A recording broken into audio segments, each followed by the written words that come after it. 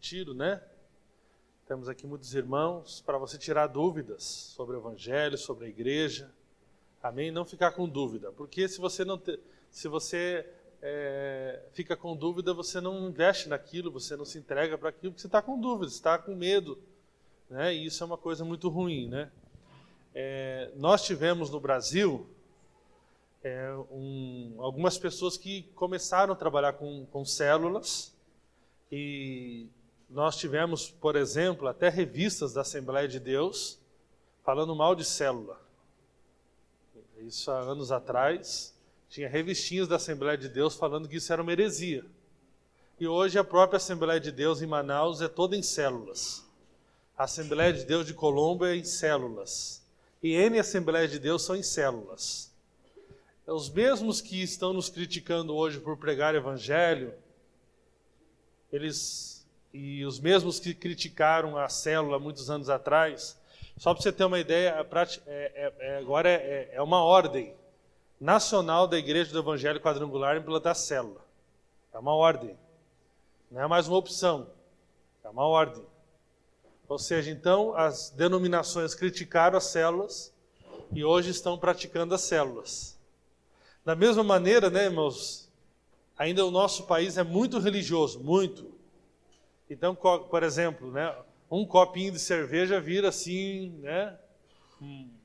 Daqui uns dias vamos fazer uma revistinha da Escola Bíblica Dominical falando, né? Cuidado com as igrejas Brahma. Mas daqui a pouco todo mundo vai estar bebendo. Ou seja, porque a religiosidade, né, nos impede de enxergar algumas coisas. Então, fique tranquilo que alguns que nos criticam hoje vão pedir perdão daqui a alguns anos. Essa é a certeza que eu tenho isso, porque...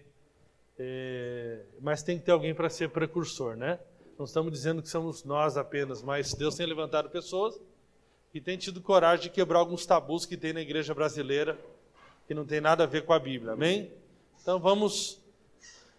Eu falei essa palavra aqui no Retiro de Jovens, nunca preguei no culto, e quero pregá-la novamente aqui para os irmãos, mesmo os que estavam no Retiro de Jovens, tenho certeza que vai acrescentar para você.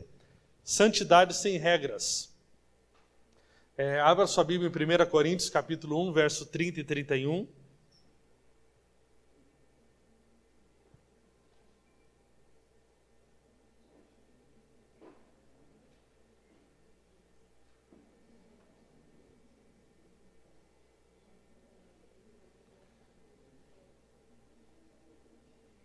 Gostaria que, à medida que eu for falando dos versículos, se você tem celular que tem Bíblia, né? Se você é um crente,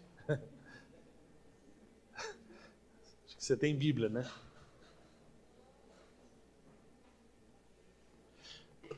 Irmãos, eu pretendo, né, a gente tem ensinado para os irmãos sobre as reuniões da igreja através da família. Amém? Quem que apagou essa luz ali? Essa por causa da câmera? Então tá bom. E nós ensinamos, né, uma maneira de você, uma orientação para dar uma base, para dar um início. Ler uma porção da Bíblia e compartilhar algumas perguntas sobre aquela porção da Bíblia. E a gente pretende fazer muito isso, porque eu percebo que muitos crentes da nossa própria igreja não tem nada a ver com, não sabe nada de Bíblia. A única coisa que ele sabe é falar alguma coisa que ele ouviu, mas sem ter um contato profundo com a Bíblia. E aí não conhece Bíblia, não conhece versículo, não sabe responder. E a gente vai usar muito, tanto nos nossos GPs, muito estudar a Bíblia. Vai lá, pega o capítulo tal e vai estudar. Para que a gente, de fato, seja uma igreja que tem conhecimento bíblico.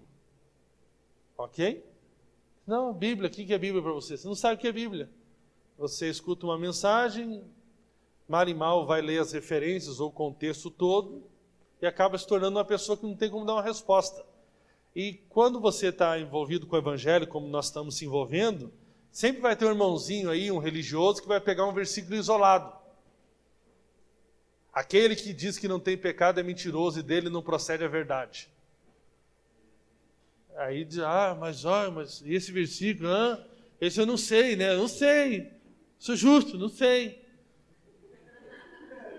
Você está entendendo? Não sei.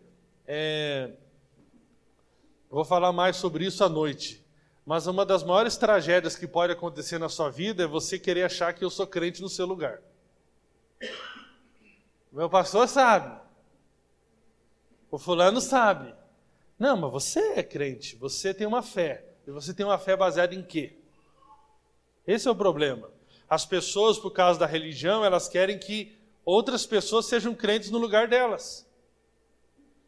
Colossenses diz, habite ricamente a palavra de Cristo em vossos corações.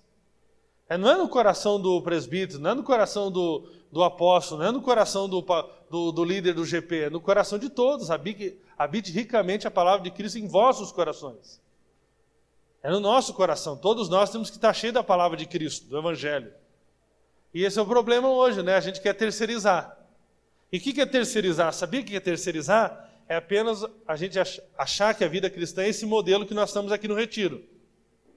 Eu aqui com um esboço, que vou ler a Bíblia, e você vai ouvir, e você se limita à sua vida cristã, é isso aí. Não, querido. Tem que ser bereano, tem que conferir na palavra, tem que examinar com o coração correto. Não é para ser aquele só do contra, mas para ser aquele que de fato, né, ele quer ter profundidade na palavra. Então nós estamos acostumados, né? Já que tem agora a nova lei da terceirização, né?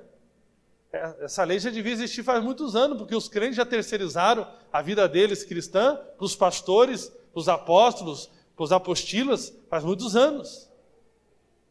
É ou não é? Aí vira uma tragédia. É terrível, irmãos, você depositar a sua fé e a sua consistência cristã na vida de uma outra pessoa. Imagine se essa outra pessoa tem um deslize na caminhada.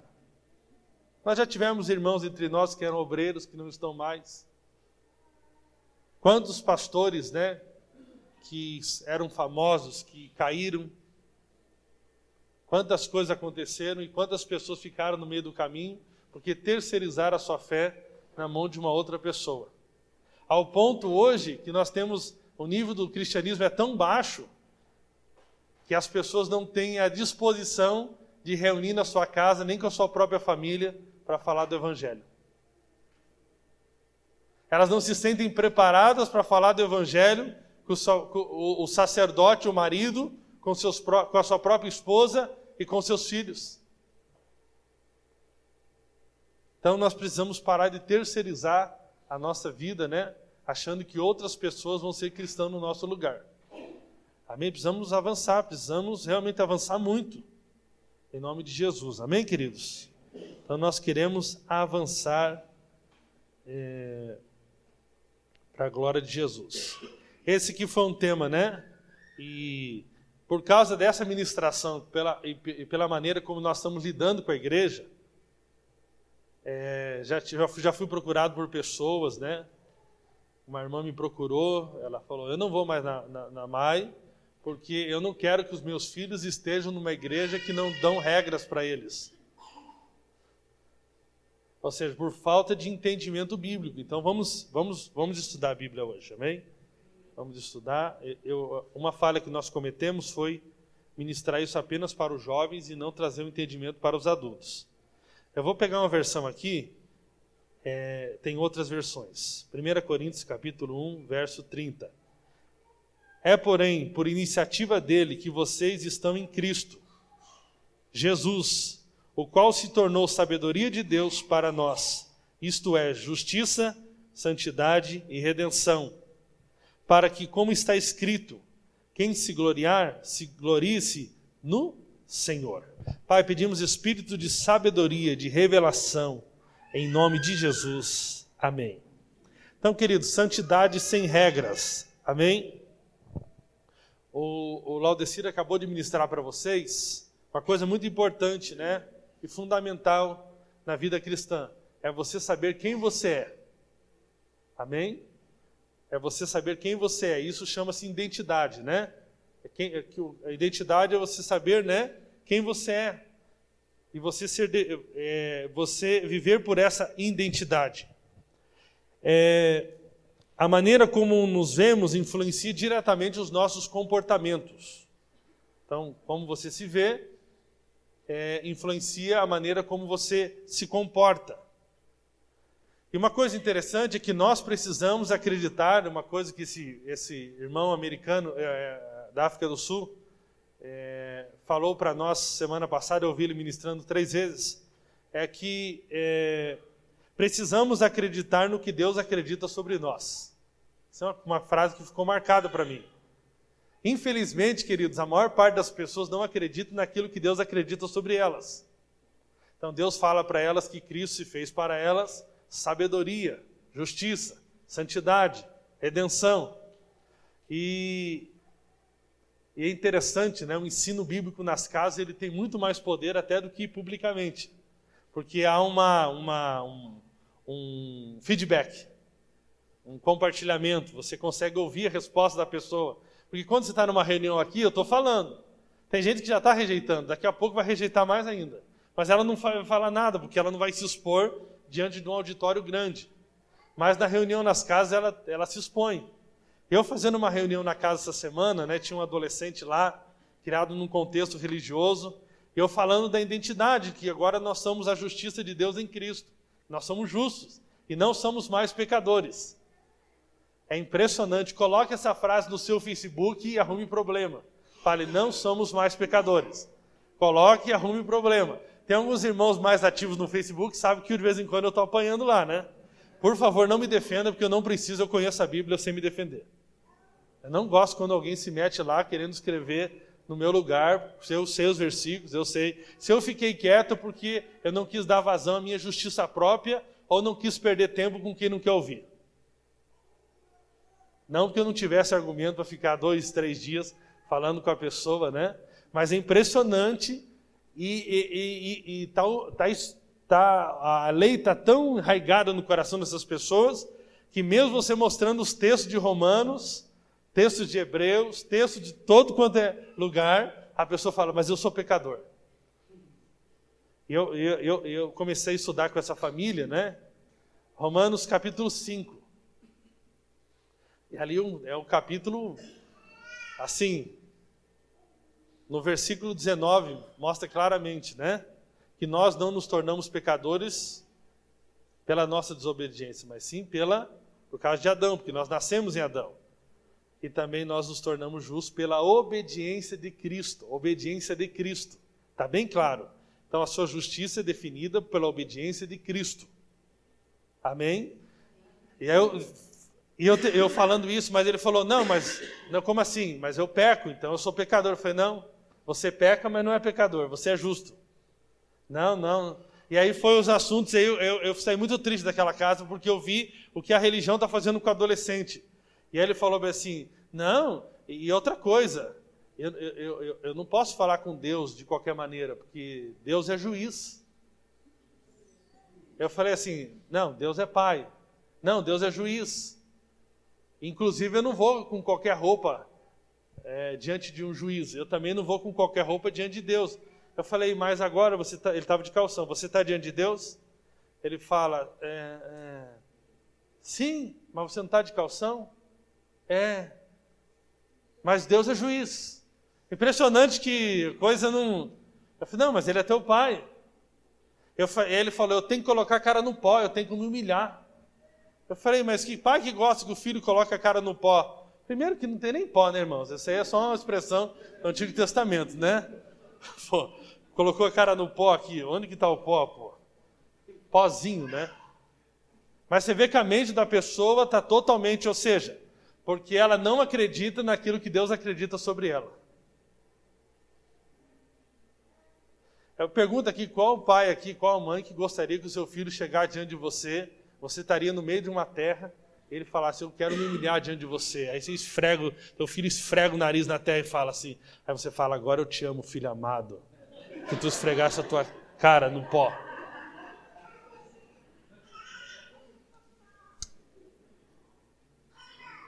Eu não vou falar uma coisa que vem na minha mente, porque tem solteiros aqui entre nós.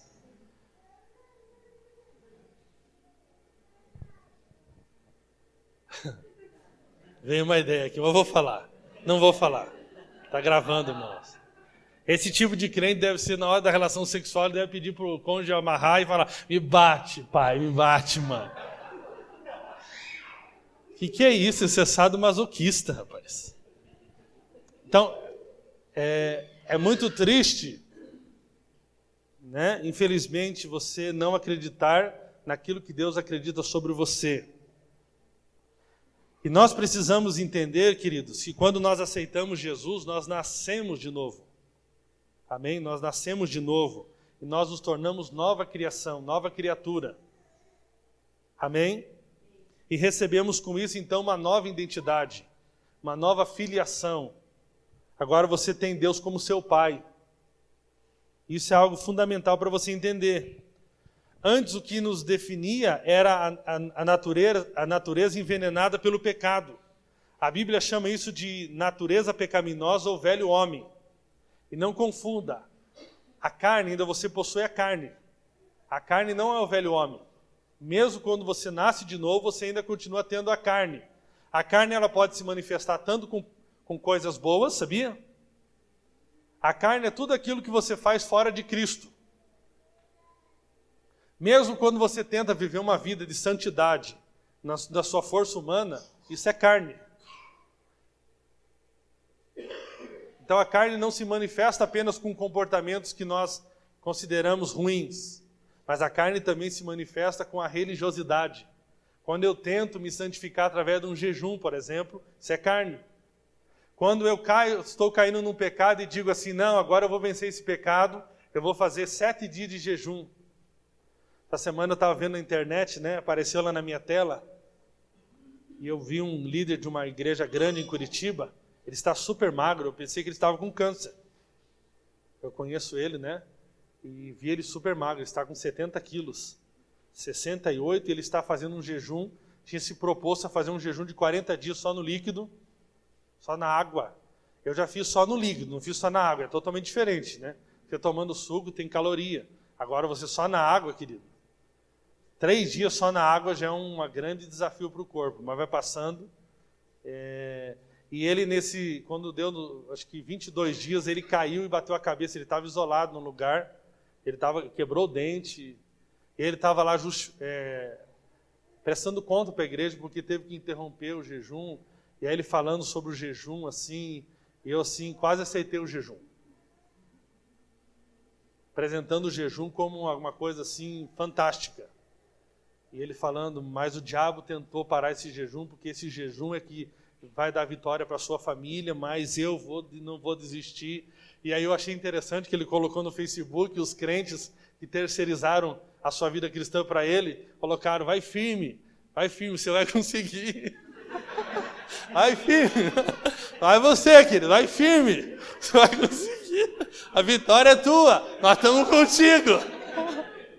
Eu queria encontrar e falar, olha, você é bobo, rapaz, ficar jejuando, deixa esse povo jejuar, então se eles acham tão bom o jejum assim, né? Triste, queridos, triste. Mas a gente vai olhar isso como uma obra boa. Mas na verdade isso é uma obra da carne. Sabia? Isso produz glória para quem? Para esse super crente que está jejuando pelos que terceirizaram, né? O serviço cristão para esse irmão, e que no fundo ele ganha muito com isso depois, porque isso resulta em ganhos financeiros, porque essas pessoas agora precisam depender deste homem cegamente, porque esse homem agora é o Deus deles. Isso é triste, a religião produz ídolos e tira a glória de Cristo. Se nós tivermos que nos gloriar, nós devemos nos gloriar na cruz de Cristo, amém? Então nós tínhamos essa velha natureza, que a Bíblia chama de natureza pecaminosa, e toda vez que a Bíblia fala de pecado no singular, ela está se referindo a essa natureza pecaminosa.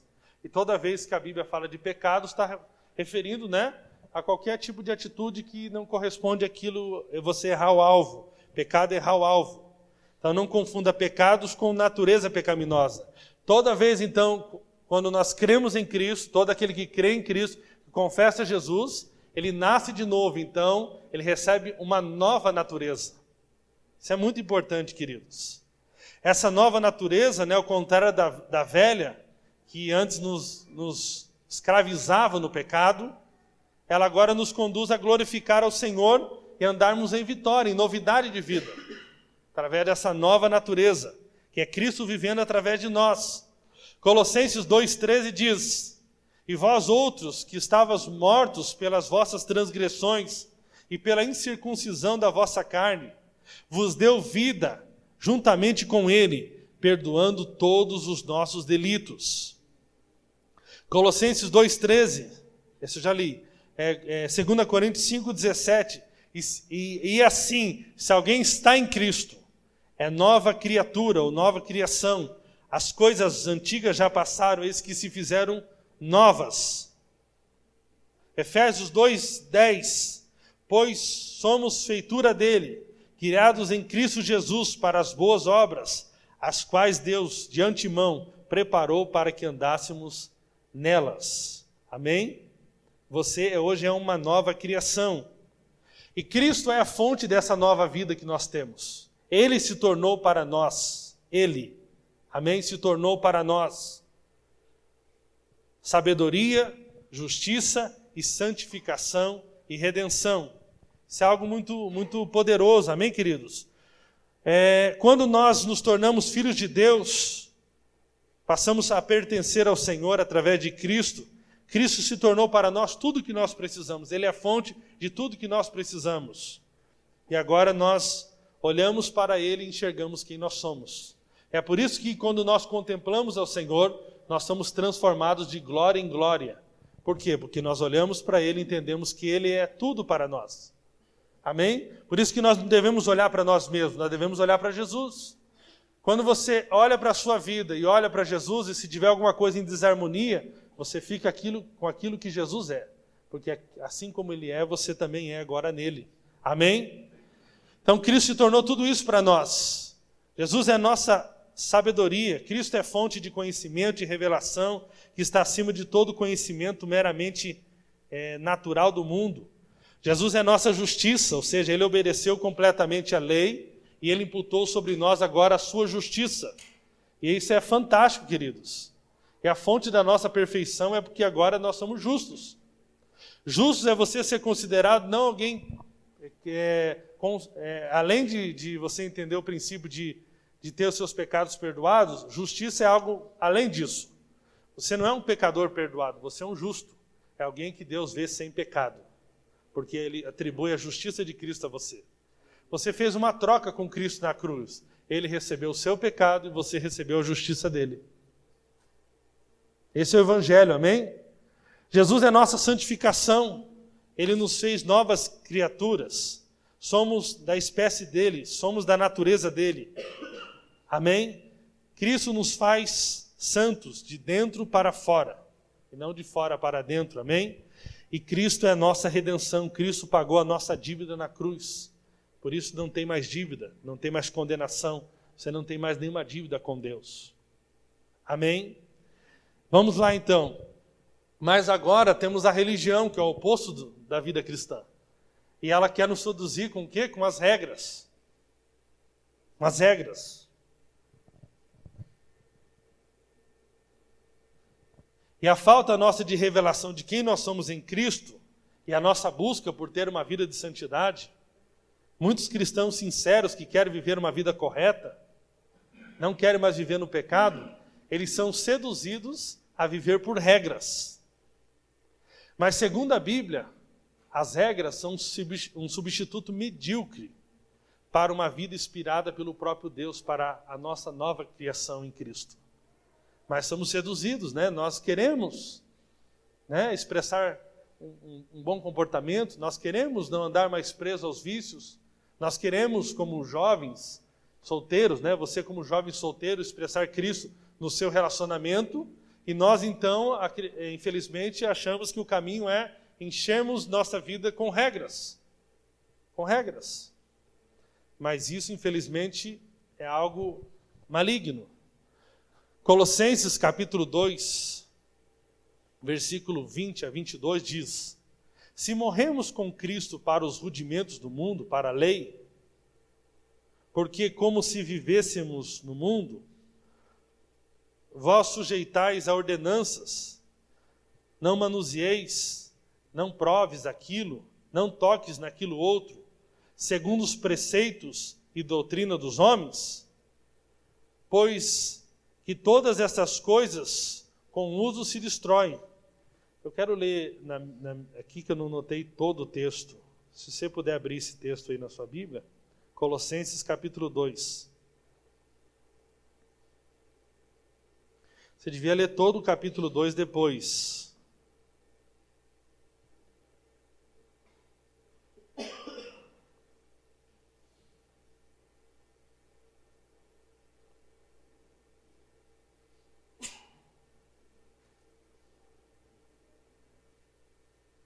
Vamos lá. Se morremos com Cristo quanto aos rudimentos do mundo, por que vos sujeitais ainda a ordenanças, como se vivesses no mundo, tais como não toques, não proves, não manuseis, as quais todas hão de perecer pelo uso, segundo os preceitos e doutrina dos homens, as quais têm na verdade alguma aparência de sabedoria, em culto voluntário, humildade fingida e severidade para com o corpo, mas não tem valor algum no combate contra a satisfação da carne. Ou seja, essa vida por regra, não toque aqui, não faça isso, não vá naquele lugar, né?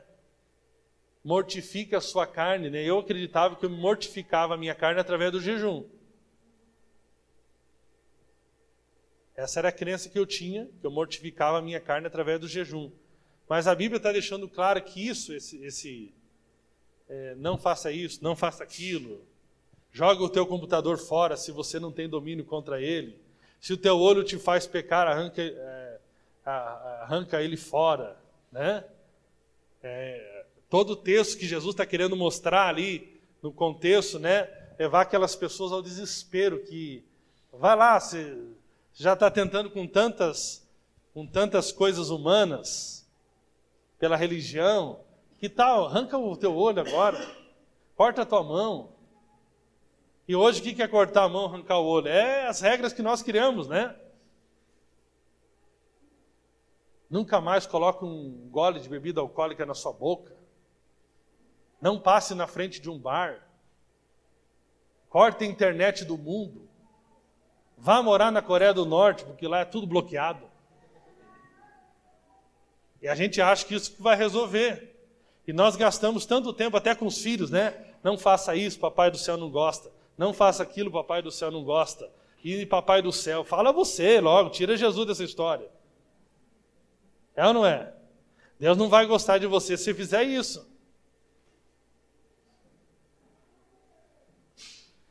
Isso é terrível, queridos.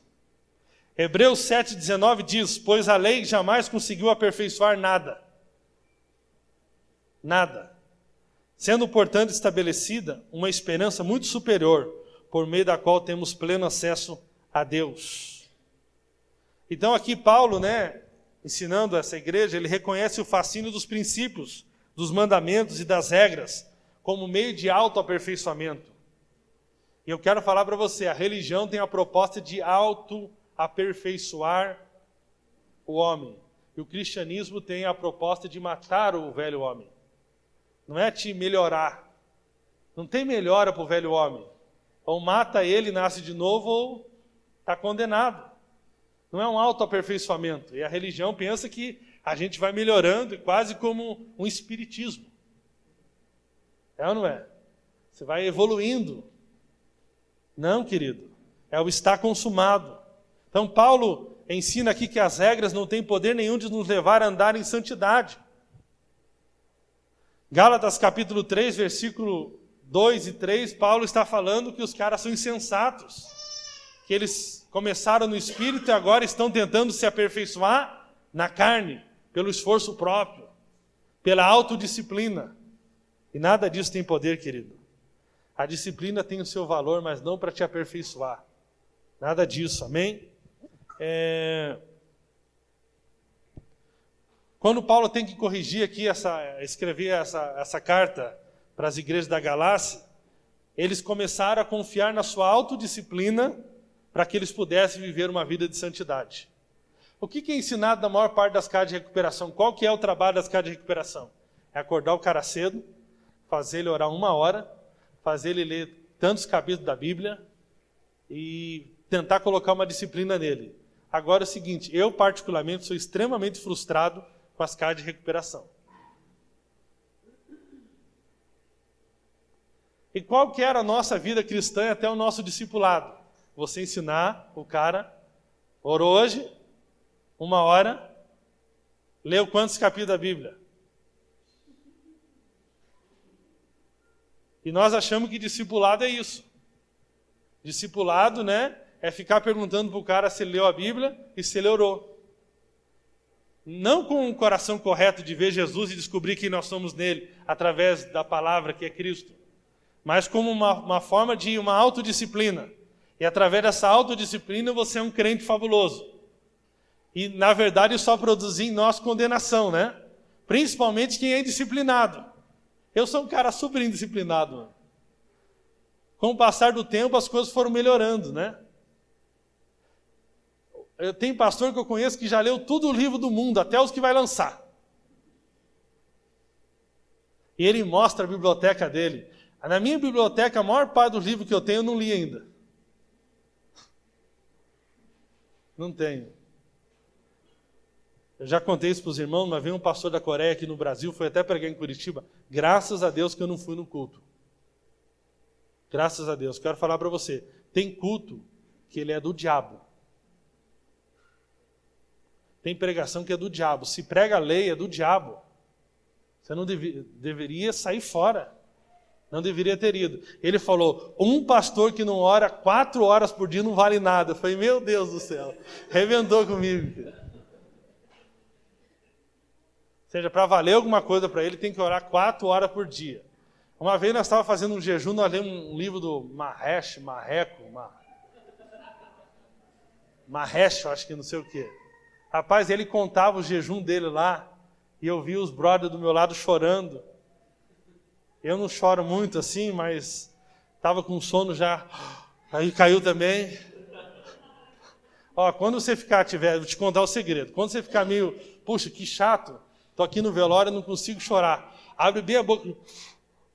Aí daqui a pouco, aí o pessoal fala, está chorando? Tô. É uma técnica, querido.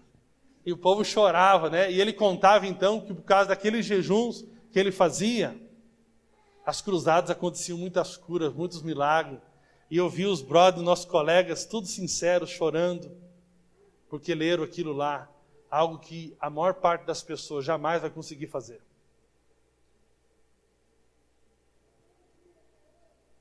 A maior parte das pessoas do mundo jamais vai conseguir fazer 40 dias só na água.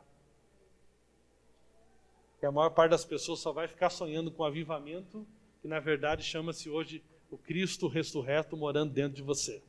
Amém. Infelizmente, irmãos.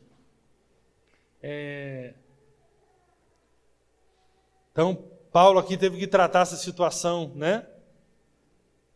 Com esses irmãos. A grande pergunta é, será que a presença do Cristo ressurreto em nós não é suficiente para refrear a carne?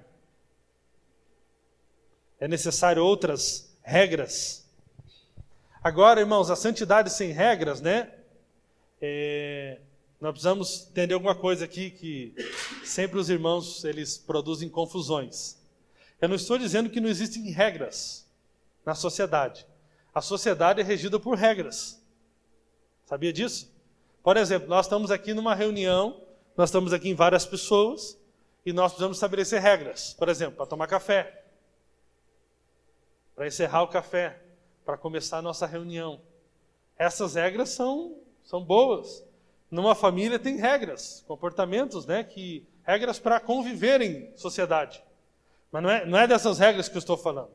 Estou falando de regras que você busca para se autoaperfeiçoar e se santificar através delas. Refrear a sua carne.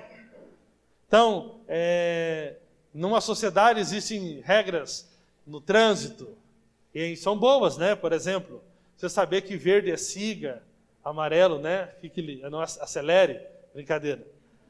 Amarela, atenção, e vermelho, pare. Senão, imagine o caos que seria uma sociedade que não tivesse essas regras. Como é que nós íamos andar de carro, né? E se organizar como sociedade. Agora, a nossa santificação, a nossa vitória contra o pecado não tem nada a ver com regras. E eu gostaria aqui de citar algumas coisas aqui para você, não vou me aprofundar em todas. Como é ruim, como é um problema uma vida cristã tentada viver por regras e não pela nossa nova natureza. Agora, deixa eu falar algo para você aqui. Antes do fazer, antes do santificar, tem o ser. Amém? Nós gastamos muito tempo para dizer para a pessoa como que ela tem que fazer. Você não pode fazer isso. Você não pode fazer aquele outro. E nós gastamos pouco tempo para dizer quem nós somos. Amém? E por isso que nós vamos ficar gastando tempo para você ministrando, para falar quem você é. Amém? E não o que você tem que fazer, mas quem você é. Então, primeira coisa, as regras, eu coloquei as regras aqui, mas é a lei. Ela coloca a pessoa numa prisão. As regras, a lei, ela te leva até Cristo, mas ela não te leva até Deus, Pai. Amém?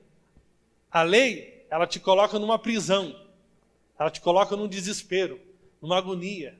E é por isso que Jesus falava com os fariseus usando a lei. De vez em quando eu falo com os fariseus da igreja também usando a lei. Teve um cara que chegou lá para mim e falou, é porque Paulo ele era muito imaturo.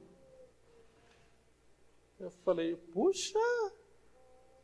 E aí começou a criticar os irmãos que acompanhavam ele no GP. Esse irmão é isso, esse irmão é aquilo. Aí eu falei, vou ter que usar uma lei aqui para ele ver que dói. Eu falei, cara, e você critica tanto os irmãos, e por que você mora com a moça e nem casou ainda? Ô pastor, está pegando pesado, está me acusando? Você não gostou, né? Dói, né? E aí comecei a falar alguns defeitinhos que a gente vê nele.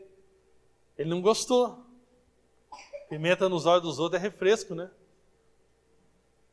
É ou não é, irmãos? Colocar lei na vida do outro é fácil, condenação na vida do outro é fácil. É ou não é? Mas quando é conosco, eu sou justificado. Não há nenhuma condenação para aqueles que estão em Cristo Jesus. Então, Jesus usava a lei com os fariseus para que eles pudessem, né? Fala, cara, você não está conseguindo vencer o pecado, então arranca teu olho. Pô, o cara ia falar, meu Deus, arrancar o olho. Né? Corta tua mão. Jesus levava eles para... Quando o jovem rico chegou cheio de justiça própria, Jesus falou, ele falando que cumpria a lei, que ele era o cara. Jesus falou, vende tudo que você tem e dá para os pobres. Então tu é perfeito. O cara cabisbaixo saiu fora. Por quê? Porque é isso que a lei faz, ela te coloca numa prisão. Mas ela não te leva ao caminho da vitória. Cristo nos chamou para vivermos uma vida de liberdade através da obra consumada. Gálatas 5:1 fala sobre isso. Agora nós precisamos entender algo, queridos. Você não sabe de fato o que passa no coração de uma pessoa enquanto ela está presa. Sabia disso? Tem muitos pais que só vão conhecer o resultado daquilo que ensinaram para os seus filhos quando os seus filhos tiverem a liberdade de poder tomar suas próprias escolhas. Não, meu filho é comportadinho, meu filho... Claro, você mata ele se ele abrir a boca. Mas à medida que você dá uma liberdade para o seu filho, é que você vai descobrir aquilo que está lá no coração do seu filho. À medida que você diz para o irmão, não precisa mais nessa comunidade dar o dízimo, dá segundo está no teu coração.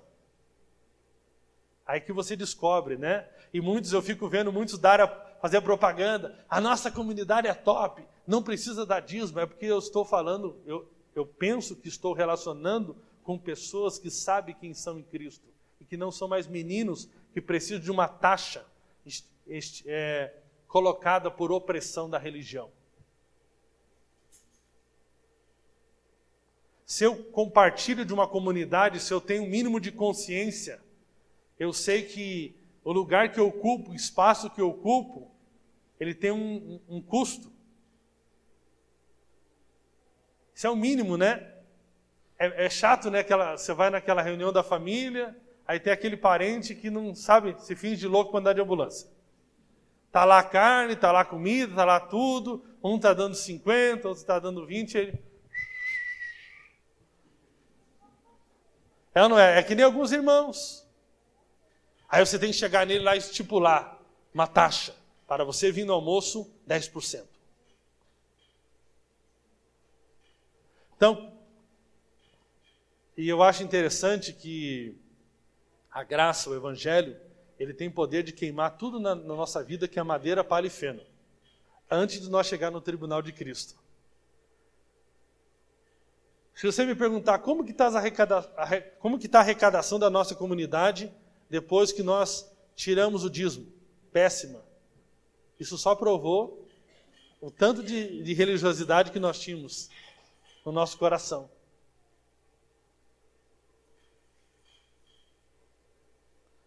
Eu pergunto para você, se instituísse uma regra,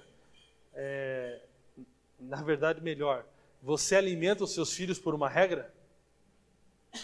Você faz isso por amor. E por que no relacionamento com a igreja nós temos que ficar barganhando? Você dá as coisas para sua esposa só por uma regra? Você assinou um contrato, no meu casamento eu estarei sustentando você, mas eu estarei sustentando apenas com arroz, feijão e carne moída. Mas depois de 4 anos de casamento, vamos avançar para um frango. E com 25 anos você comerá uma picanha. É assim? É interessante ainda quando está na paixão, né, do namoro, né, no tempo de enganação do namoro, que muitos é só enganação, né, porque a realidade você vê no casamento. Pegou essa aí, jovem? Pergunta para o jovem que está relacionando com você, você está me enganando ou é isso aí mesmo? Porque quando é verdadeiramente amor ágape, quando vai para o casamento melhora. Quando era enganação da carne para defraudar, quando vai para o casamento piora.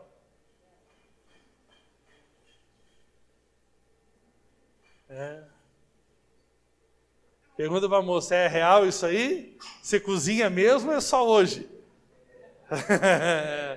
Aleluia, fala Deus, fala com a tua igreja. É só enrolação agora? Eu não vejo a hora de você ir lá para fazer uma comida para você e para toda a tua família, e se você quiser, leva o pastor. Golpista, fora Dilma, fora Temer. Não é? Tem muita gente que tomou golpe, né? Depois que casou, né? O cara fazia de tudo, né? Emprestava dinheiro e até na agiota para ir no shopping com a menina. Depois que casou, né? Nunca tem dinheiro nem para um sonho de valsa. Fala pro seu cônjuge, não me dá golpe não. Olha o golpe. Olha o golpe.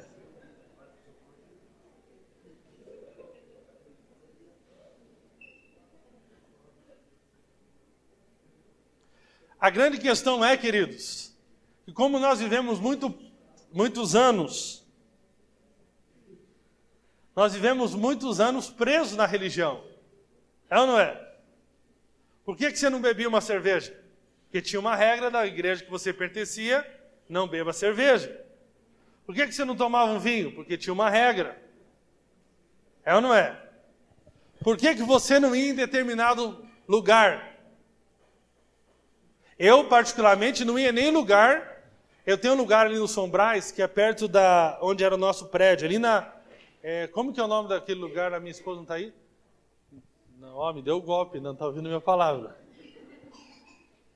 Tem um lugar ali que faz feijoada ali em Santa Felicidade. quem que eu já levei lá? Vocês lembram o nome? Mas é um barzinho ali, tipo um barzinho. Eu antigamente não iria, porque eu não iria num barzinho. Quinas? Quem que falou? Esse aí mesmo, esse aí. Sei lá o nome desse negócio. É bom. Eu já fui várias vezes. Parece um barzinho, não sei se de noite é um barzinho. Eu não poderia ir num barzinho, porque a minha religião não deixava. E a gente já foi tão tirado sarro pelos ímpios, né? Você não bebe porque teu pastor não deixa, né? Lá no teu coração você falava assim, é verdade. Esse dia tinha uma irmã que estava criticando muito nossa igreja, mas ela foi num casamento, eu vi ela ó, enxugando uma. Eu passei perto dela, ela ficou vermelha, eu falei... Fica firme, irmã. Tá bom, né? Quantos anos, hein? Esses tempos fizeram uma pergunta para o pastor Luiz lá em Goiânia. Faz um tempinho já. Parece que, pastor, depois que você começou a pregar essa tal de graça, o meu marido que não bebia há 25 anos o vinho, ele bebeu um vinho. Aí, o que o senhor me fala sobre isso? Fico muito triste por ele ter ficado 25 anos sem beber. Fico muito triste por ele, né? 25 anos querendo beber um vinhozinho e não pôde. Que triste. Agora ele deve estar muito contente com a nossa igreja, com o evangelho, com Jesus, porque ele está podendo tomar o vinhozinho dele. Mas a grande questão é, você não sabe, né? Se alguém que ficou preso 25 anos, deixou de ser ladrão enquanto ele está lá na cadeia ainda. Quando ele está preso, você não sabe. Mas quando você fala, você está livre, agora você está livre.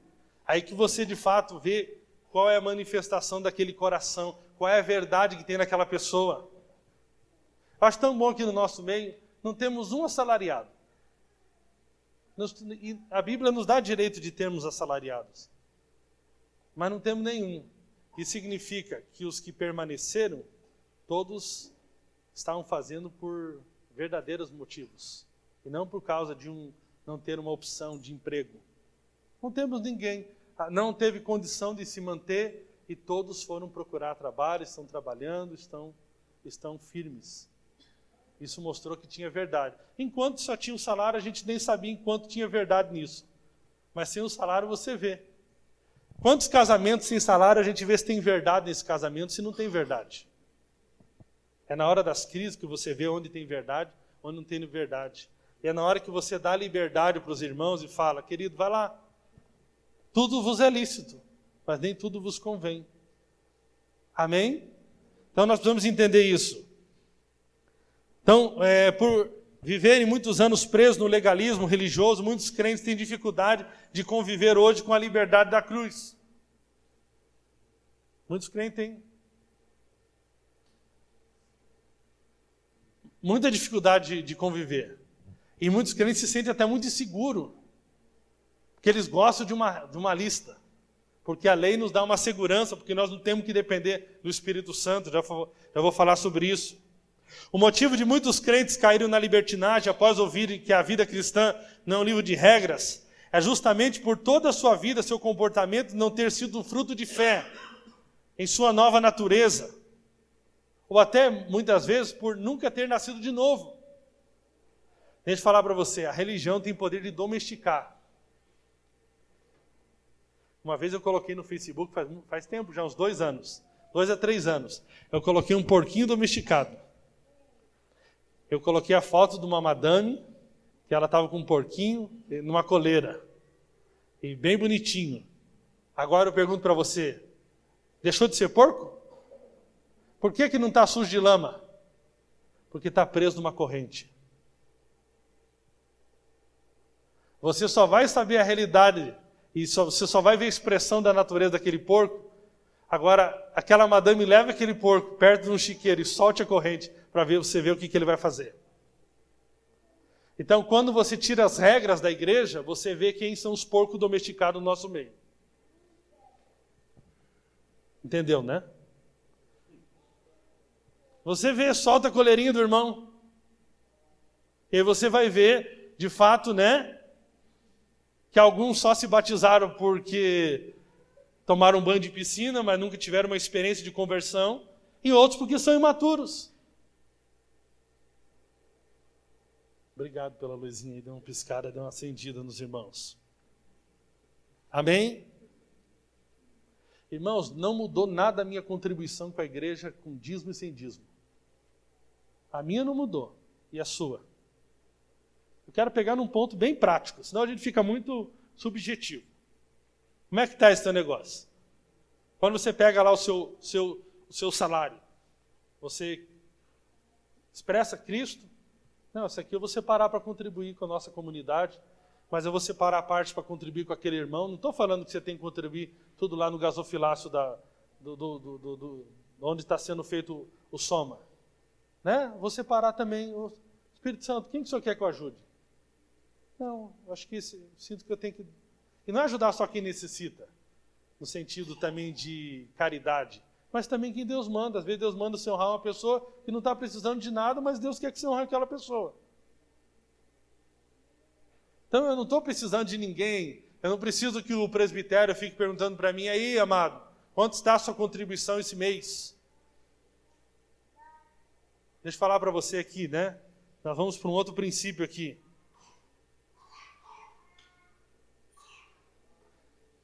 Eu vou até pular e vou para ele primeiro. Você sabia que as regras... Qual que é o outro prejuízo de uma vida na lei? É que você sempre permanece criança.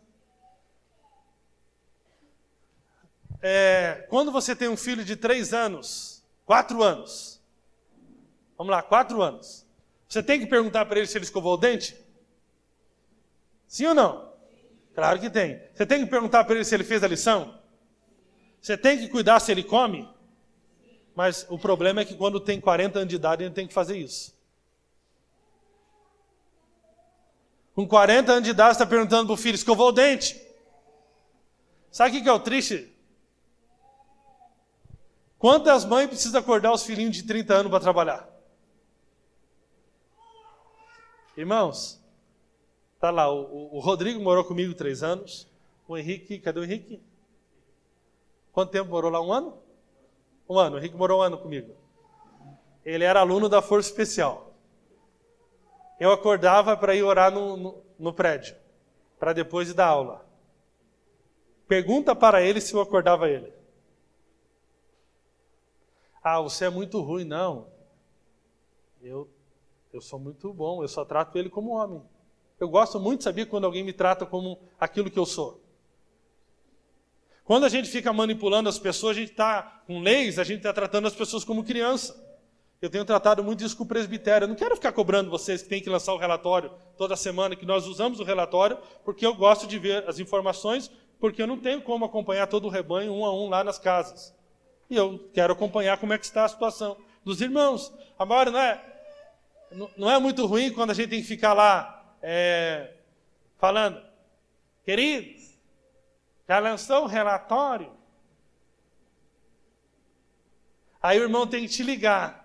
Cara, quando ele te ligar, fica triste com você. O ideal seria o quê? Não ligar, porque é maduro.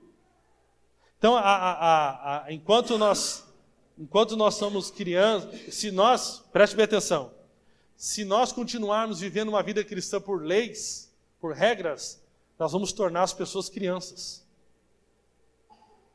E o que é viver? É você ficar falando para o cara pode ou não pode. Pode colocar uma tatuagem, você fala não pode, porque você não gosta. Aí outro fala pode. Uma vez uma pastora, eu vi ela falando o seguinte para mim, na minha igreja, enquanto eu sou pastora, ninguém vai colocar piercing nem tatuagem. Eu falei, você vai tornar as pessoas todas crianças. É um gosto, uma preferência dela. E normalmente, sabe o que acontece com esses pastores? Os filhos são os primeiros a colocar, para quebrar o ego de uma vez, para tirar a justiça própria de uma vez. Enquanto eu vou, pastor, aqui... Aí o filho cresce, faz 18 anos e coloca. Irmão, nós temos que ter paciência e amor. Jovem é assim mesmo.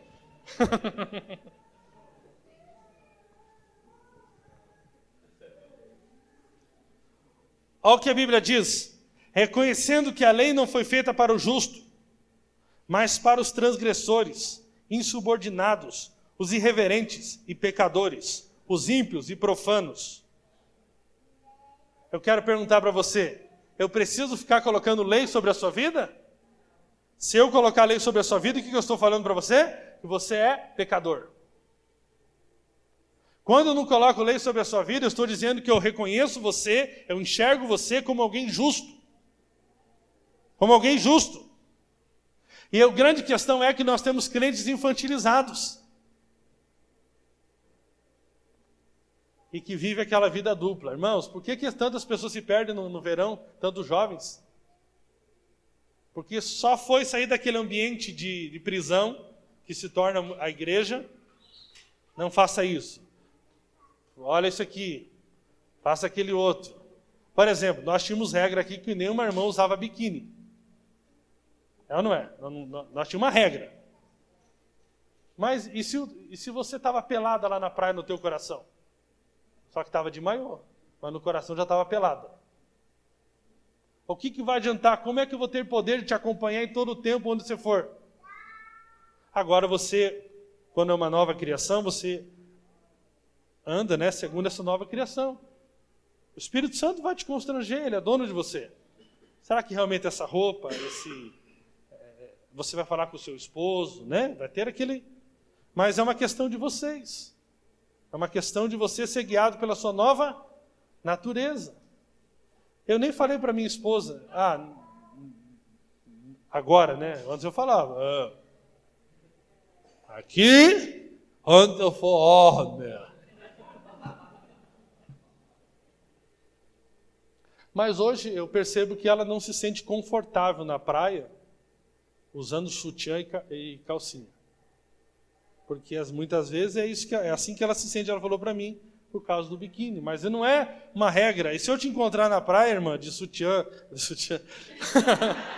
Sutiã fala com o teu marido, tá? Se você tiver de biquíni, o problema é seu. Amém?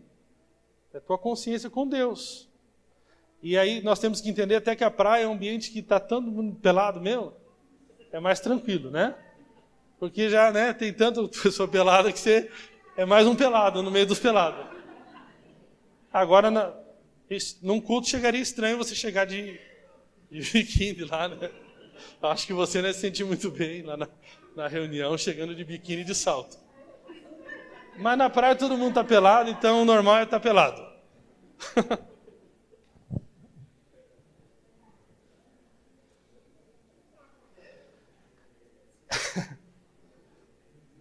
Os irmãos de sunguinha, aquela barrigona depois auxiliar, né? É show, cara, é um desfile de coisa louca, né? Ali que você acredita que existe vida em outros planetas.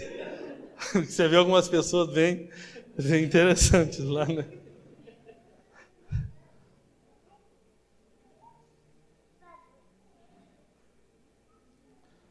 As regras te permanece criança você. Você fica criança. É muito ruim alguém que deveria ser adulto que é criança ainda. Tem que emancipar os crentes. Levar eles à maturidade, à estatura do varão perfeito que é Cristo.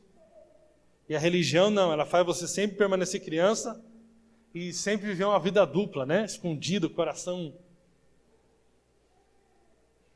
O Henry, ele choca demais, gente. Eu falei para ele, o que você acha do biquíni? A Debbie gosta. Falei, mas como é que faz? Ela gosta, o que tem? Não tem problema não, tá tudo beleza. Mulher de Deus, santa, justa, gloriosa, sem pecado, aleluia, Deus é bom. Eu falei, amém. Querido, não coloque suas regras para os outros, amém? Se Deus falou para você, você não se sente bem, amém. Ok? As regras estimulam o pecado o tempo todo. A força do pecado está na lei. O pessoal falou para mim, coloca uma plaquinha lá, pastor, no gramado lá para dizer proibido pisar aqui. Eu falei, não, já aprendi com o evangelho. As crianças vão pisar aqui por causa da plaquinha. Elas vão ficar com vontade nessa aventura. Vamos lá, você topa. Pastor, não está vendo? Vamos lá, graminha, R$2.000. Eu falei, não vai colocar placa nenhuma. É comprovado pela ciência, se você colocar uma placa proibido fumar, o fumante fica com vontade de fumar. Por isso que eu vou colocar lá na lanchonete do Spazio agora, proibido comer espetinho. O povo fala, não, eu vou comer.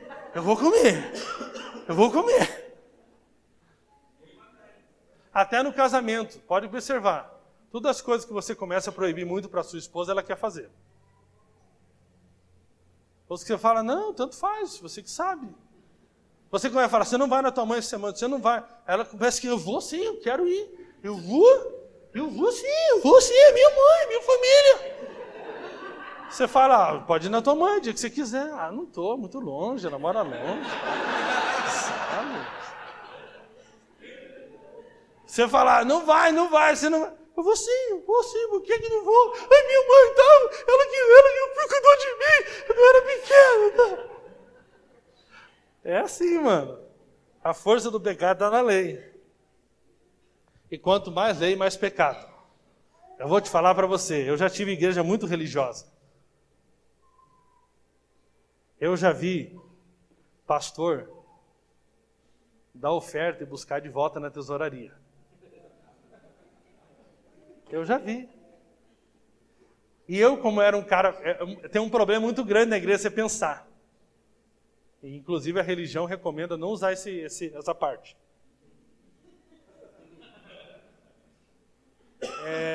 Eu fiz uma conta, ele falou que ganha 2.000. Ele prega em 3 cultos e dá 100 em cada culto. Não está batendo. Porque até mentiu o salário, mentiu. E se você observar, você vai escutando eles por fora pregar, você vê uma rigidez. Aqui é uma igreja santa. Aqui o mundo não entra. E você escuta. Onde já se viu mulher usando biquininho?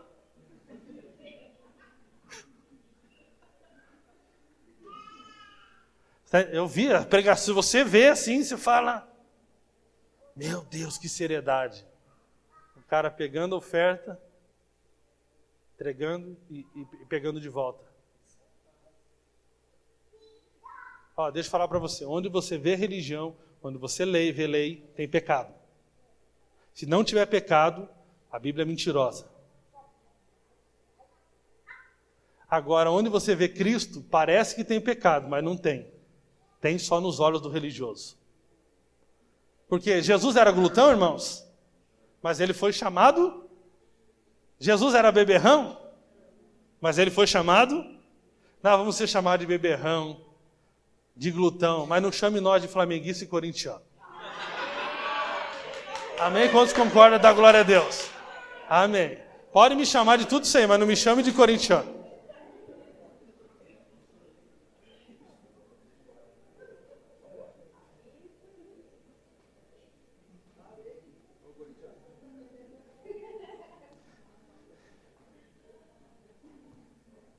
Estou terminando. As regras são um substituto medíocre para o Espírito Santo. Olha aqui. Você tem agora um Deus residente dentro de você. Deixa eu te explicar uma coisa aqui interessante. A lei, ela foi dada no monte, ela é algo exterior. Pega isso aqui. Agora em Hebreus, ela fala que agora Deus colocou as leis no nosso coração. Não é as mesmas leis de Moisés. Mas Deus colocou em nós uma nova natureza. O que é essas leis? É um desejo de agradar a Cristo. Eu vou te falar uma coisa aqui, eu vou usar esse tema com um outro que eu ia falar aqui agora. Andar pela obediência da lei anula a promessa de Deus sobre a sua vida. Preste bem atenção. Se você tenta viver uma vida cristã pela lei, você anula as promessas de Cristo. Você anula a sua herança. E você é desligado de Cristo. Isso aqui é sério, queridos. A lei é algo exterior. Então preste bem atenção. No Antigo Testamento era focado na obediência. Nós não somos focados em obediência. Nós somos focados na nossa nova natureza. Então você recebeu uma lista de coisas que você deveria fazer, que é a lei, é algo exterior de você. Agora a nova natureza é algo que é dentro de você. Está entendendo? Nós não vivemos mais por uma conduta exterior, por pessoas falando para nós sobre o que nós devemos fazer ou o que nós devemos deixar de fazer. Agora Deus mesmo colocou a sua própria natureza, as suas leis no nosso coração e ela flui de dentro para fora. Por isso é impossível alguém que nasceu de novo e sabe quem é em Cristo não jorrar santidade. É jorrar santidade. É impossível. Como é impossível para alguém que anda debaixo da lei expressar santidade. É impossível. Então a lei foi dada, é uma coisa. Mas agora, no Novo Testamento, é algo interior. Amém? Agora toma cuidado com isso. Toda vez que você tenta andar pela lei, pela obediência da lei, pelas suas próprias obras, você anula a promessa de Deus sobre a sua vida. Sabe o que você está dizendo? Eu não quero a minha herança. Eu não quero a minha herança que eu recebo através de Cristo. Eu vou buscar a minha herança através das minhas próprias obras. Você anula a promessa de Deus sobre a sua vida. Eu vou te falar uma coisa séria aqui, queridos. Você vai observar, uma igreja literalmente que prega a lei, você vai encontrar muita gente miserável. Muita gente miserável. Por mais que ele seja senhor de tudo, porque ele ainda é criança e vive no leite, que é a lei, ele não desfruta da herança. Amém? A nossa vida cristã não é vivida pela obediência, mas sim pela fé. Amém? Ok? A obediência é uma consequência da minha nova criação. Isso é uma coisa que tem que ficar clara para nós. Em nome de Jesus. Eu pulei vários tópicos por causa do tempo, eu só quero terminar falando uma coisa aqui. Muito importante. Esse é um pilar que eu quero estabelecer com os irmãos de uma vez por todas a partir de hoje. Mundo. Vamos falar do mundo aqui. O mundo é algo espiritual. Diga, o mundo é espiritual. Então deixa eu te falar algo aqui. A mesma Bíblia que diz para você odiar, para você não amar o mundo, ela diz que Deus amou o mundo. Então aqui parece uma contradição, porque há um mundo que nós temos que odiar e há um mundo que nós devemos amar. O mundo que se deve odiar é feito de espíritos de maldade, inveja, corrupção, malícia, manipulação, ódio, raiva, ira, perseguição, todas essas coisas, obras da carne. O mundo que devemos amar é feito de gente, de todo tipo de gente, e que tem a ver com a celebração da vida, da alegria e da comunhão, uma vez que ele é o objeto do amor de Deus, a humanidade. E uma característica da religião é que a religião ela sempre traz divisão. A religião traz divisão. Por que o mundo é dividido? Por causa da religião. Sabia disso? Onde entra a divisão, onde entra a religião, entra a divisão. Até entre a igreja, onde há a religião, há divisão. É aquela igreja que compete com aquela, aquele irmão que compete com aquele, isso é fruto da religião. Porque o ponto da religião são as preferências. São alguns paradigmas, e o ponto de Cristo o ponto do Evangelho é Cristo que nos une, que nos vincula. Amém? Agora vamos lá. O mundo não é um lugar, nós temos que ficar claro, eu vou repetir isso aqui, o mundo não é um lugar. O mundo não é um lugar. Porque você vai começar a se chocar onde Deus vai enviar pessoas do nosso meio para estar, que aparentemente um cristão normal considera aquilo um mundo. De nada adianta nos fecharmos no prédio da igreja achando que estamos nos separando do mundo. O problema não são as coisas em si, mas se o nosso coração está preso a elas. Amém? Quando pensamos que o mundo é algo físico e exterior, assumimos a postura de muitos evangélicos para quem o que contamina o homem é o que entra pela boca. Comida e bebida possuem muito pouco valor espiritual, mas o que está no coração é o que contamina. Se mundo, segundo Jesus, fosse festa, bebida e comida, e etc. Então, deveria dizer-se que Jesus era mundano. Se o mundo é uma festa, se o mundo é estar lá naquele barzinho, então Jesus era mundano, queridos. Como eu já te falei aqui, chamaram ele de glutão, chamaram ele de beberrão, porque ele bebia vinho. Jesus não criava eventos para os pecadores de um lado e para os discípulos de outro. Ao contrário, ele levava os discípulos para a casa dos publicanos, para a festa dos pecadores, para os banquetes dos que estavam fora. Jesus não fazia o evento ponte, ele ia no evento ponte do mundo. Não é muito mais fácil? Você vê, nós queremos fazer evento ponte, não é? Então vamos lá, arrumamos fazer uma festinha junina. Por que nós não vamos na festinha junina, que já está feita? Nós até economizamos. Eu, por exemplo, nunca fui numa festa junina da Católica, porque Deus o livre na festa da Católica. Aonde que eu deveria estar? É na festa da Católica. Ó, o que vai dar de crente que estava preso, ele estava reprimido. Ele estava louquinho para ir lá no binguinho da Católica. Oh, esse é outra coisa. Quando eu dou exemplos, eu não estou dizendo que você tem que ir. Consulte o Espírito Santo. Mas não seria muito mais inteligente, queridos? Nós colocamos as bandeirinhas e nós falamos, vamos distribuir os convites. Quantos eventos ponte eu fiz que não foi ninguém e eu fiquei com aquela cara de maracujá murcho frustrado. Em vez de eu ter ido no evento ponte que já tinham feito. Rapaz, você está no evento ponte todos os dias chamado sala de aula. Quem faz faculdade vai conviver com alunos 4 anos. 4 anos de evento ponte. Você não ganha um para Jesus. Aí quer inventar um evento ponte lá numa casa, colocar uma musiquinha e achar que os caras vão vir. Mas por que tudo isso? Porque nós não podemos nos envolver com o mundo. Escutando isso, tem alguns que são imaturos ou porque nem nasceram de novo, eles vão lá para ser como mais um daquelas pessoas. Mas é decisão sua. Mas ouvindo isso, tem muitas pessoas que vão poder fazer diferença, onde as pessoas precisam de luz e estão nas trevas. É ou não é? Nós temos tantos lugares que o evento ponte já está armado, já está tudo feito. É ou não é? Eu queria ver jovens com identidade mesmo.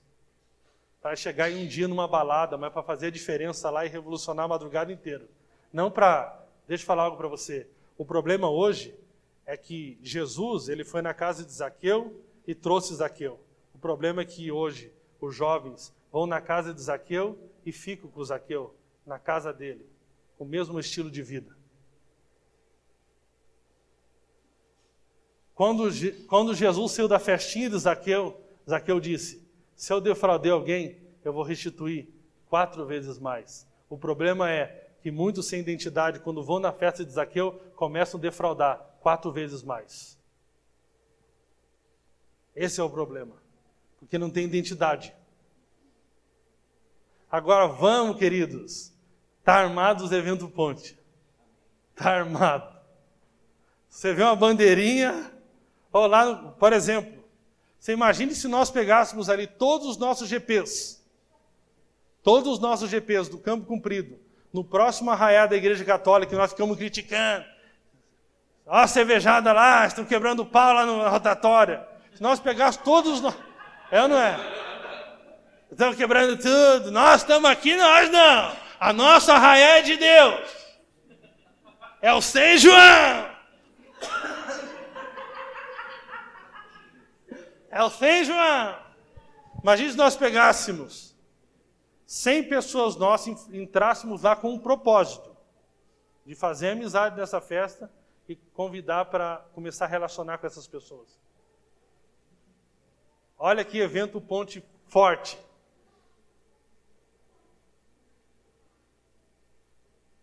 Escutando isso, claro, nós vamos perder alguns para católico, para virar coroinha. Mas tudo bem, querido, faz parte do pacote.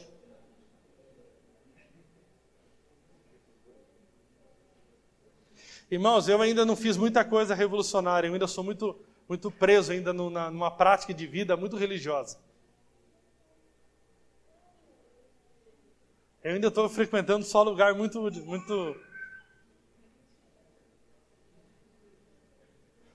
A minha maior oportunidade eu perdi esses tempos atrás, que era ir numa casa de show com um advogado para ver a esposa dele cantando. Mas eu não pude ir na quinta-feira.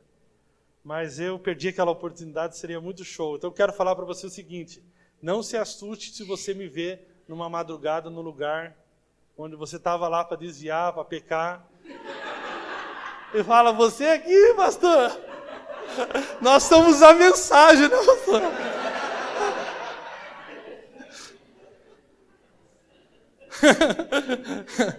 Esse uísque, irmão, isso é bom, né, pastor? Essas horas a gente já está mais alegre, né, pastor? Aqui tem uma presença de Deus aqui, pastor. Agora, o que vão falar sobre mim quando eu colocar essa foto no Facebook? Agora eu quero perguntar para você, o que é que você vai falar de mim? Isso que me interessa.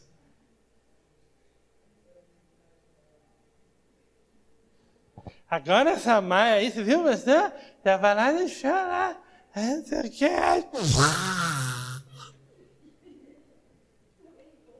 Irmão, deixa eu falar um negócio para você. Ou você entende o evangelho, ou você não vai conseguir caminhar conosco. Eu te garanto. Você não vai conseguir. Só está começando a revolução. Só está começando. Hoje ainda tem gente fazendo um monte de trambicagem no nosso meio. Mas logo amadurece. Daqui um pouquinho você vê que cerveja, eu nem gosto. Tinha gente que bebia para fazer, porque eu sou da Nova Aliança.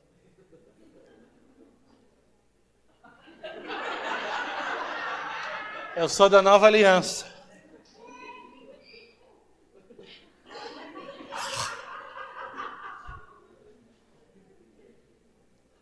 Parece eu que nem sei pegar na taça de vinho. Já estava pegando lá em cima, lá, tudo errado. Aqui embaixo.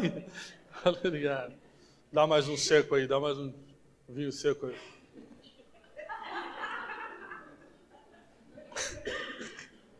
Mas eu sou da Nova Aliança, não, sou da graça.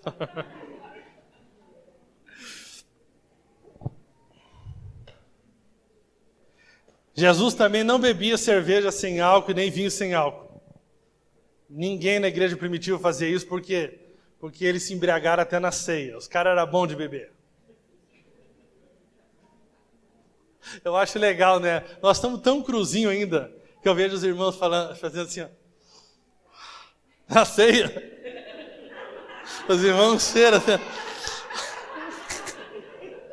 Eu fico olhando, falando, é tudo novo, né, querido? Pega o brinquedinho novo da estrela aí.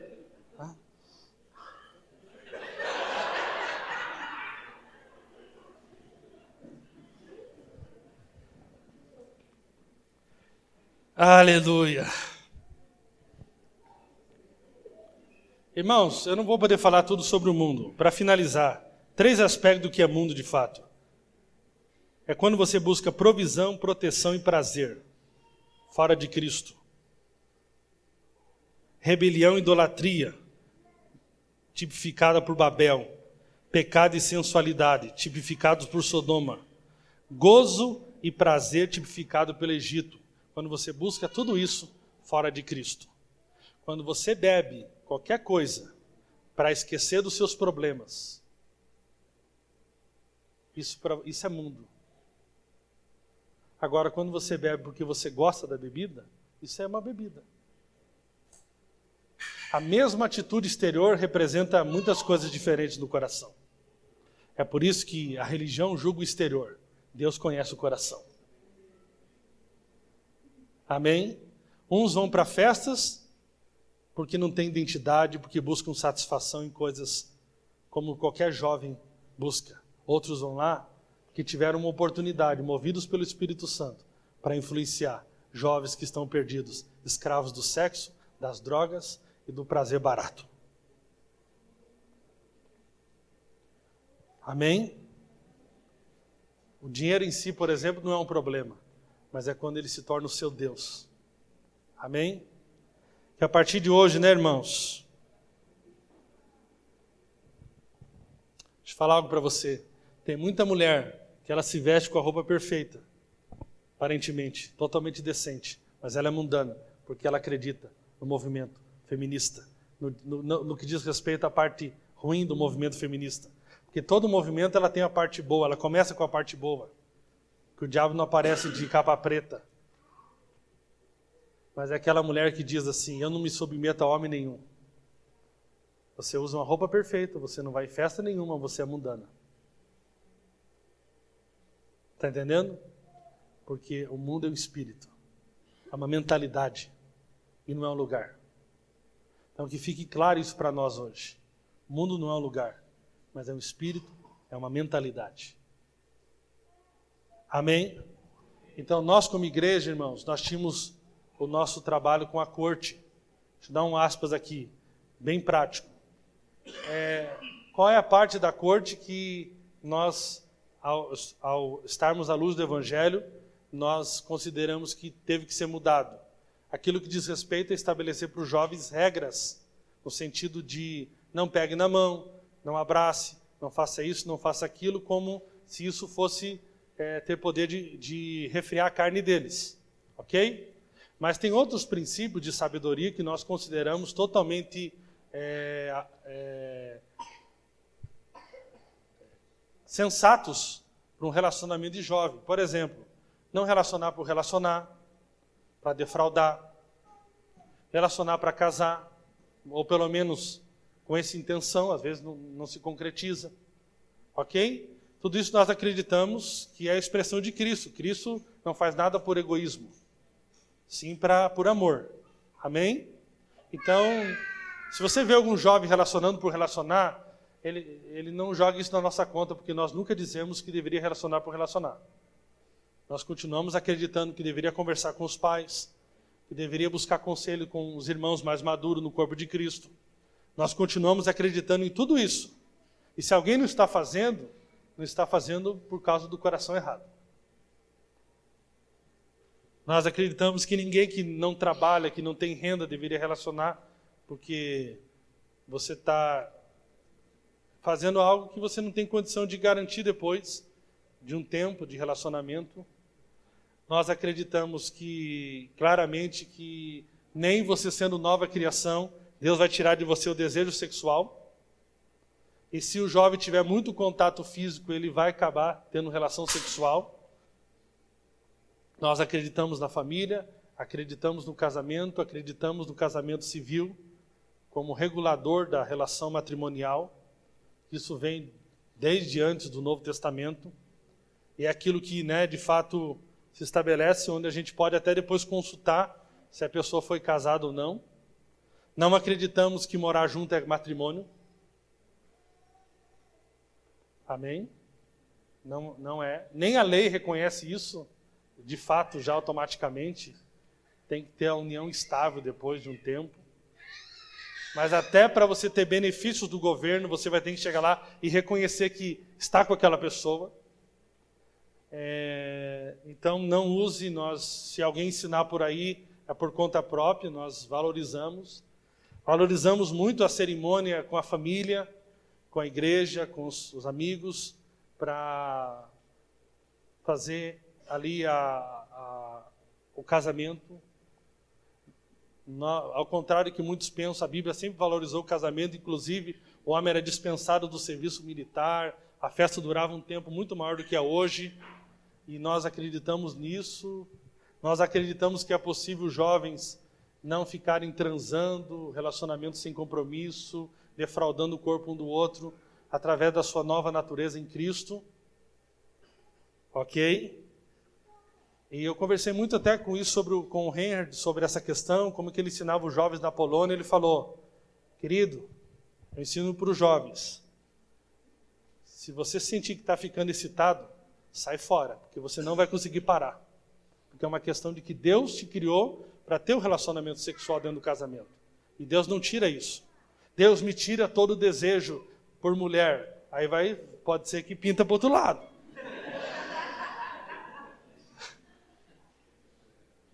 Talvez a irmã aí que está tendo problema com o marido não comparece, fala, Deus, devolve todo o desejo que ele pediu para tirar. Está entendendo? Então não confunda as coisas, não coloquem palavra na nossa boca.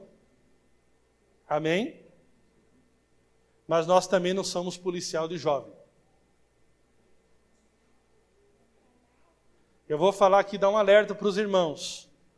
As últimas defraudações que eu vi foi por namorado dormindo na casa da namorada ou vice-versa.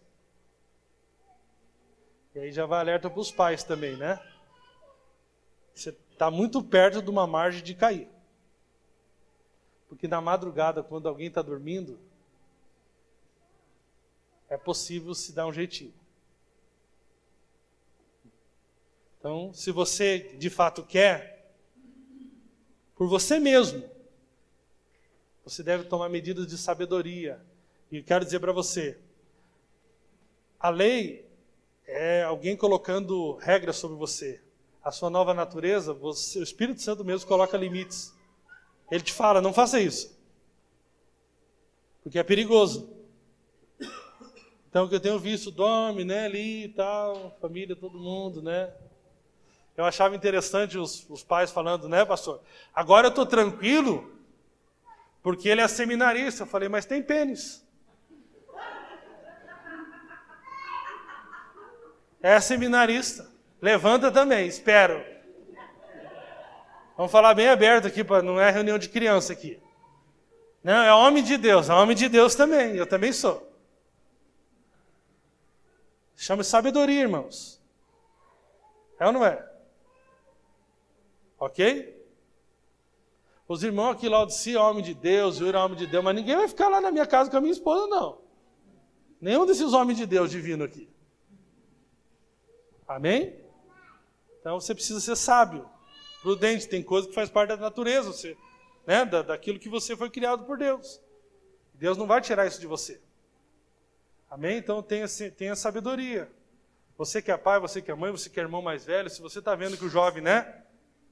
Senta com ele em amor, fala, querido, você é uma nova criação, você é uma benção, né? Eu queria te dar esse conselho. A decisão da pessoa seguir esse conselho ou não, aí cabe a ela, mas temos que vigiar. Amém? Então, muitos já falaram, não, pastor, estou tranquilo agora que, que a minha filha está com o homem de Deus. Eu falo, eu já sei os aconselhamentos que esse homem de Deus falou para mim, pastor, não estou aguentando. Está difícil, pastor. O bicho está louco.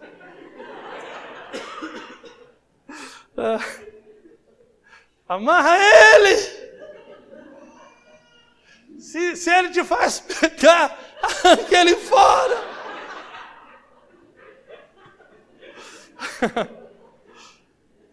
Outra coisa, pai não fala sobre isso com o filho, ele aprende sozinho. Tá? Tem que parar, tem pinto, tem vagina, tem tudo isso aí. É ou não é? Sabia que a maior parte dos jovens que vão casar não sabe nem, né? Qual que é o melhor amigo do homem? Aí eu pergunto pro cara, qual que é o melhor amigo do homem? Ele fala, o cachorro. Fala, toma banho, cara. Eu, Laudicista, somos campeão de chamar o cara e falar, qual o melhor amigo do homem? O cachorro. Fala, au, au. Sabe por quê? Porque não tem um pai para sentar e falar sobre uma coisa tão verdadeira. Não tem uma mãe para sentar com a filha e falar uma coisa tão verdadeira. Até explicar como funciona o corpo do homem e o corpo da mulher. Por exemplo, né, as jovens, né, gostam muito de deitar no peito do namorado. Você não sabe o que está acontecendo na mente dele naquela hora. É uma batalha espiritual. É como Jesus na cruz ali falando, se possível, passa de mim esse cara, mas todavia se cumpra a minha vontade.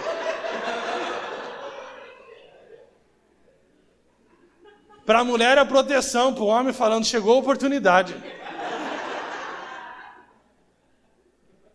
Eu achei legal, o Mesquita compartilhou comigo esse dia que ele conversou com a filha dele, explicando, né, como é que funciona a diferença do homem e da mulher. Poucos pais que fazem isso. Né? A mulher se sente protegida, o cara ali, né? Normalmente a mulher não está pensando em nada disso, mas o cara já está ali, oh Deus. Porque você tem que entender o seguinte, o cara está há 22 anos esperando para aquele dia. Só de pegar na mão já dá um problema, tem cara que sai do louvor. Pegou na mão, oh, sai daqui, Satanás. Tô te falando, irmão, conselho os caras, eu perguntei um dia no discipulado, como é que foi só de pegar na mão dela? Deu problema na hora da reunião, pastor, o que você fez? Eu vou pro banheiro. Tô apertado. Mas é normal, não tem oração espiritual que eu possa reverter essa situação. Então você tem que vigiar. É ou não é? Porque a idade, o cara... Depois do casamento, a mulher tem que colocar a lingerie, tem que passar o batom, tem que usar o sal, tem que colocar uma música para o cara ver se acelera. Acelera São Paulo. É ou não é? Muda. Muda. São tempos diferentes. Então, se não vigiar, os hormônios estão ativados. Estou falando tudo isso porque eu tenho visto gente se dando mal.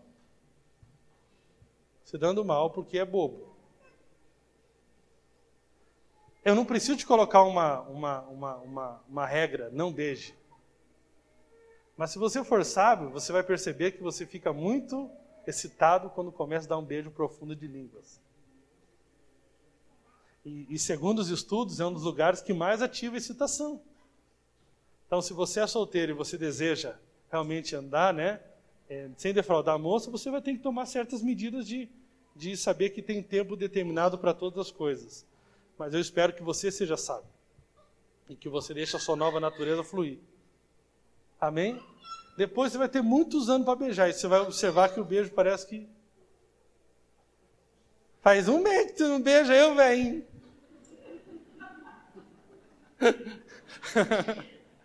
É, não é, queridos? Amém? Ok? Alguém quer fazer alguma pergunta agora sobre essa palavra? Amém? Quando você vê o irmão ainda assim, então você já sabe, né? Eu me divirto demais, irmão. Eu sou muito rasgado com os caras lá, com os jovens. Deixa eles vermelhos assim. Você já teve essa experiência lá na hora do culto? Já, pastor, já. Quero confessar que já. Então, irmão, toma cuidado. Fica lá. O cara tá lá, nem sabe o que pregou.